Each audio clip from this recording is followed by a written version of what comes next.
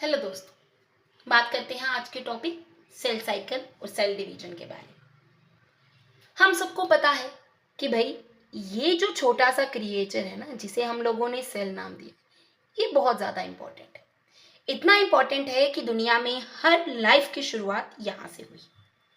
हमारा अपना शरीर, जो कि हम कहते हैं कि हमारा शरीर मल्टी सेलुलर है, हमारे शरीर में millions trillions of cells present हैं, वो सारे के सारा शरीर, वो सारे के सारे सेल्स भाई एक सेल से स्टार्ट हुए थे। ये माइक्रोस्कोपिक सेल ही है जो ग्रोथ के लिए रिस्पॉन्सिबल है हमारी बॉडी में।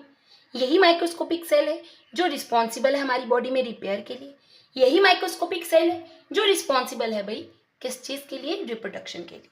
मतलब सारे के सारे इंपॉर्टेंट फंक्शन ये जो सेल है ये परफॉर्म कर रहा है। ठीक है, अब ये सेल सारे फंक्शन परफॉर्म कर रहा है, मान लेते हैं।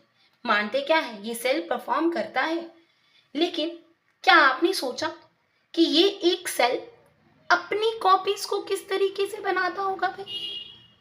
आपने कहा एक सेल था, वो एक सेल आगे डिवाइड हुआ होगा ना। किस तरीके से उसने खुद को डिवाइड किया, किस तरीके से उसने खुद को आगे बढ़ाया? तो ये सारे क्वेश्चन का जवाब जुड़ा हुआ है इस टॉपिक से। भाई इसका आंसर इस टॉपिक में छुपा हुआ है। एक वेल ऑर्गेनाइज्ड जर्नी जिसमें सेल ग्रो करती है, अपना डीएनए कॉपी करती है और फिर डिवाइड होकर के नई सेल्स बनाती है, वो सारी कहानी इस टॉपिक के अंदर छुपी हुई है। आज हम उसी कहानी की, आज हम उसी टॉपिक की बात करेंगे और वो सारी चीज़ें हम स्टेप बाय स्टेप आगे समझेंगे। पहले तो मैं इसी टॉपिक को लूँगी बिकॉज सेल डिवीजन इसी के अंदर बात आ जाएगी। ठीक है, सेल साइकिल की बात करते हैं। भाई एक सेल खुद को डिवाइड कर रहा है, उसने खुद को डिवाइड करना है तो उसको अपने अंदर की चीज़ों को बनाना तो पड़ेगा। बनाना है तभी जाकर के डिवीजन करनी है।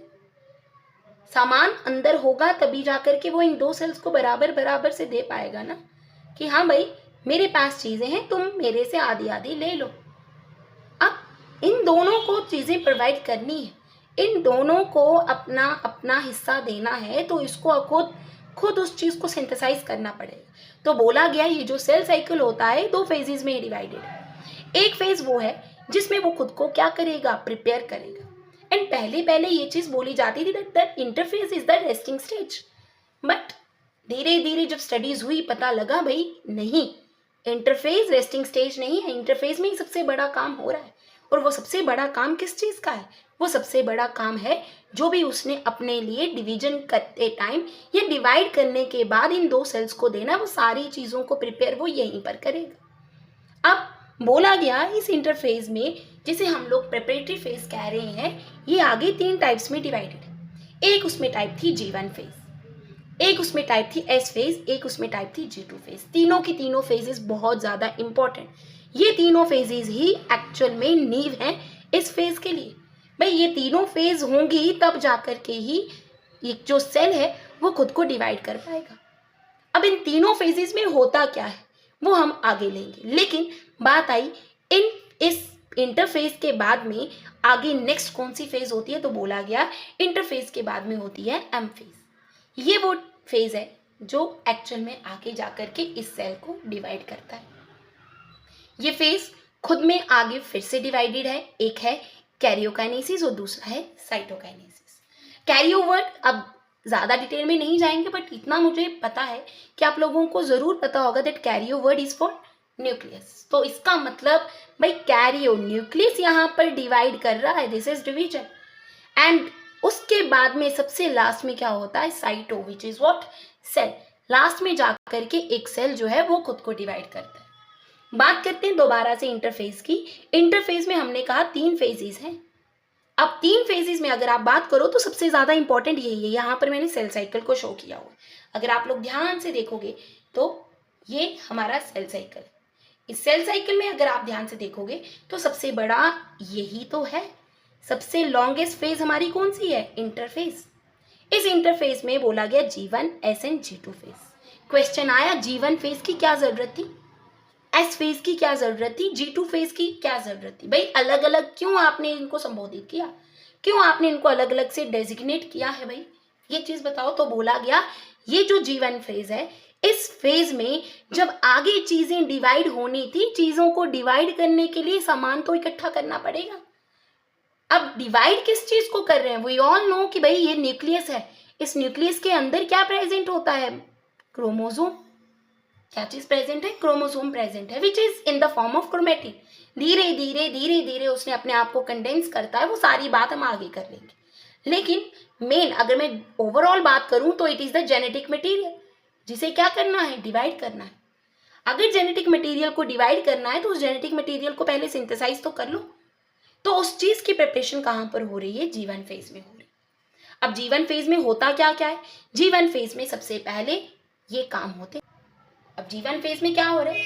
भाई तुमने डीएनए को डिवाइड करना है ना, तुमने जेनेटिक मटेरियल को डिवाइड करना है, या फिर मैं लैबोरेटरी फॉर्म में अगर मैं सही टर्म यूज करूं तो तुमने क्रोमोसोम को डिवाइड करना है। उस क्रोमोसोम को पहले बनाना पड़ेगा, उसको पहले सिंथेसाइज करना पड़ेगा। तो उसके लिए तुम्हें क्या चाहिए? प्रोटीन चाहिए, तुम्हें इंफॉर्मेशन चाहिए, तुम्हें आरएनए को सिंथेसाइज करना है।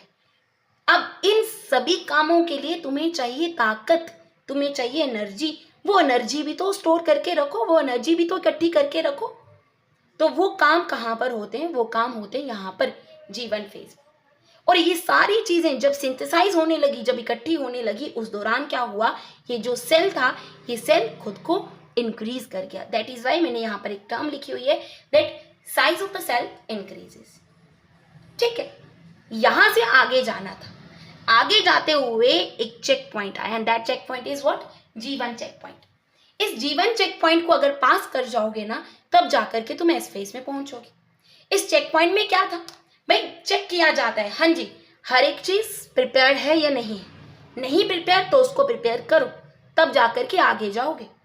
अब उस चीज को जब प्रॉपरली चेक कर लिया गया, हाँ जी हर एक चीज प्रिपेयर है, तो वहां पर आगे जाकर के उस सेल को टिक कर लिया जाता है, yes it is now capable to undergo division. Cell की डिवीजन के लिए तुम उसको आगे भेज सकते हो। बट बात ये आई, यहां पर सिर्फ सामान इकट्ठा किया गया है। अभी उस सामान से जो बनना था वो कहां पर होगा? वो यहां पर एस फेज में होगा। बनेगा क्या? मैंने जैसे बात की थी पहले, भाई बनना क्या है?